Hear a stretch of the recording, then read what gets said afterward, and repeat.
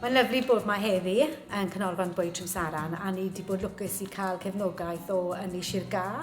Mae paneli solar dynnu ar y to a bydd hwnna'n helpu ni dod lawr ar costau'r trydan achos mae elw y busnes ma'n mynd nôl mewn i'r cymuned. A na beth fi'n licio amdano Ynni Gymunedol yw mae'n mynd nôl mewn cymunedau dros y sir i gyd. Fel busnes nid-er-elw, beth ni'n trio wneud yw creu partneriaeth go iawn a ni'n teimlo fel ni wedi wneud na gyda'r prosiect yma gyda'r cyngor cymuned, Ynni Sir Ga, Canolfan Fwyd Trimsaran, mae te trim teas a mae uned tyfu madach dros y rewl hefyd, so ni gyd yn cydweithio. Really exciting development in Trimsaran, growing mushrooms, developing teas, special teas that are good for your health.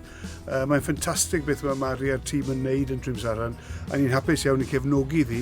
Ni wedi dod i paneli solar, thin film paneli solar ar y to, so bydd y trydan ni'n cynhyrchu yn y Canolfan Fwyd yn helpu nhw creu busnes i creu swyddi yn Trimsaran a creu syniadau newydd yn y sir. So, Ynni Sir Ga yn cefnogi busnes lleol i cynhyrchu swyddi a cynhyrchu trydan. Mae hwn yn adeilad cynaliadwyedd gyda waliau mas o hempcrete hefyd.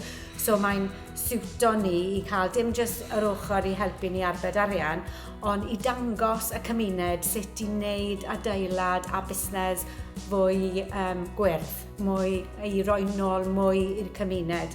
Dim jyst yr arian, ond y gwybodaeth na hefyd a i gweithio gyda nhw.